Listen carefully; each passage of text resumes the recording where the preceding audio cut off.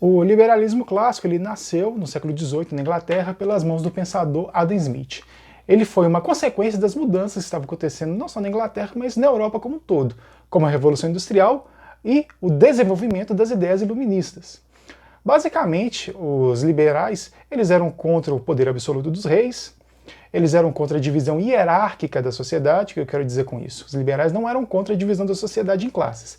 Porém, para eles era injusto aquele modelo onde, por exemplo, tomar a França como um bom exemplo, onde não havia mobilidade social. Então, se uma pessoa nascesse no terceiro estado, mesmo que ela se enriquecesse, ela não se tornaria nobre por causa disso. E também os liberais acreditavam que a economia ela se autorregularia, ou seja, não seria necessário que o Estado tivesse qualquer tipo de participação no desenvolvimento econômico. Então, se tivesse havendo uma necessidade de fabricação de garrafas d'água, as empresas automaticamente fabricariam garrafas d'água. Assim como se tivesse uma redução da necessidade de máscaras, as empresas parariam ou reduziriam a produção de máscaras. Outro ponto que é importante também é que, para os liberais, qualquer tipo de lei que beneficiasse o trabalhador era vista como intervenção do Estado na economia. Então ela era fortemente combatida. Principalmente ao longo do século XIX, quando outros países europeus se desenvolveram, se industrializaram, a exploração sobre os trabalhadores ela aumentou consideravelmente. Até já fiz vídeos sobre isso, vou deixar aí na descrição. Com isso, era comum que os trabalhadores tivessem jornadas de 10, 12, 14, 16 horas por dia, 6, 7 dias na semana, sem salário mínimo, sem férias, sem licença médica, sem direito à aposentadoria. As mulheres recebiam menos e também sofriam abusos muitas vezes. Era permitido o trabalho infantil, já que ele era visto como competitivo, já que ele custava menos que o trabalho de um adulto.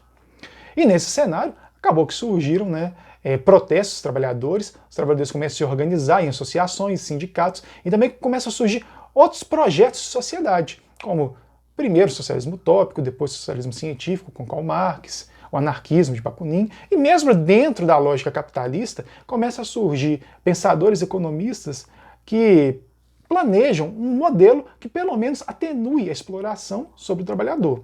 Após a crise de 29, com a quebra da Bolsa de Valores de Nova York e que atingiu praticamente todo mundo, com exceção talvez da União Soviética, mas isso também é um pouco problemático, eles de certa forma sofreram assim naquele período, ganhou de certa forma uma forcinha, alternativas a esse liberalismo econômico, sem necessariamente sair do modelo capitalista.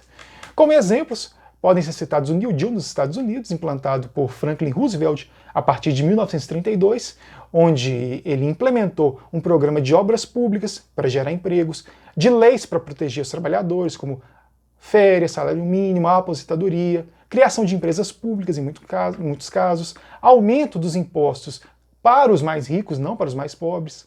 Aqui no Brasil foi adotado o nacional desenvolvimentismo, lógica na qual também o governo promove obras públicas para gerar emprego, incentiva a industrialização por meio de empréstimos.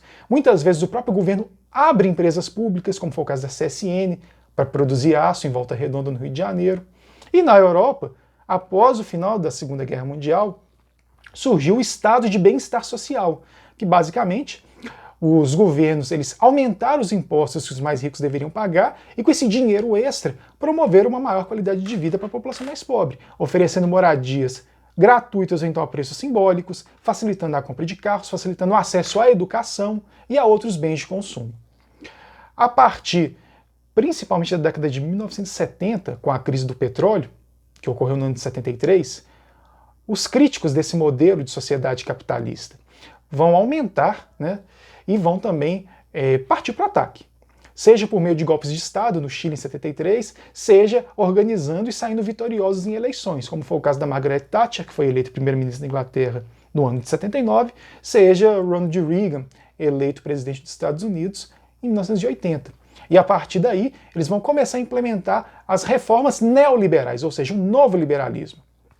Então, podemos considerar que o neoliberalismo começa a ser implantado no Chile e aos poucos vai ganhando espaço em outros países. Uma coisa que é interessante, que vários teóricos do neoliberalismo acusavam tanto o socialismo quanto o capitalismo do New Deal, do estado de bem-estar social, de serem caminhos para o quê? Ditaduras, né? Mas o neoliberalismo começou com uma ditadura no Chile, né? Mas isso aí eles esquecem, né? Bem, e basicamente o que é o neoliberalismo?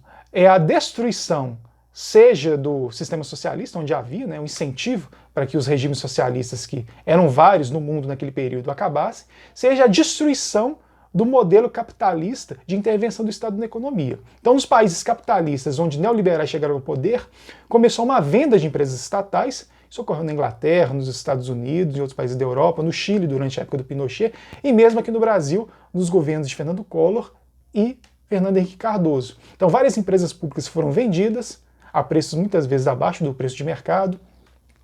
Vários direitos dos trabalhadores foram reduzidos ou até mesmo retirados. Então, em vários países, os trabalhadores perderam férias, tiveram o número de dias de férias reduzido, os salários reduzidos, alguns direitos, como por exemplo, plano de saúde, acesso ao ensino superior, maior quantidade de dias de licença médica, tudo isso foi retirado ou então reduzido consideravelmente.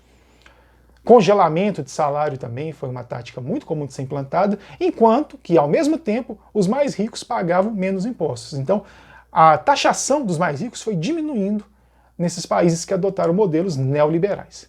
E podemos dizer que ele está mais vivo do que nunca, infelizmente, em todo o mundo.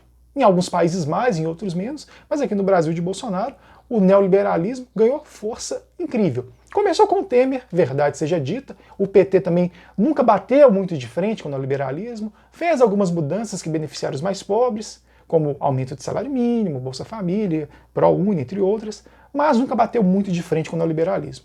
Chegou o Temer, aprovou a reforma trabalhista, que tirou o direito dos trabalhadores, e agora do governo Bolsonaro veio a reforma da Previdência, entre outros vários ataques aos trabalhadores, enquanto que os mais ricos cada vez mais pagam menos impostos. Isso ocasiona o quê? Uma concentração de renda. Então, só para termo de exemplo, se eu pegar as 5 pessoas mais ricas do mundo hoje, elas têm mais dinheiro do que os 3,6 bilhões de pessoas mais pobres do mundo. No Brasil é basicamente a mesma coisa. Se pegar os 5 brasileiros mais ricos, eles têm mais dinheiro que os 100 milhões mais pobres. E a tendência é que a concentração aumente com a pandemia do coronavírus, já que várias pessoas perderam o emprego ou tiveram seus salários reduzidos. Bem, se você gostou do vídeo, comenta aí, curta, compartilhe. Se puder dar uma moral também, se inscreva no canal.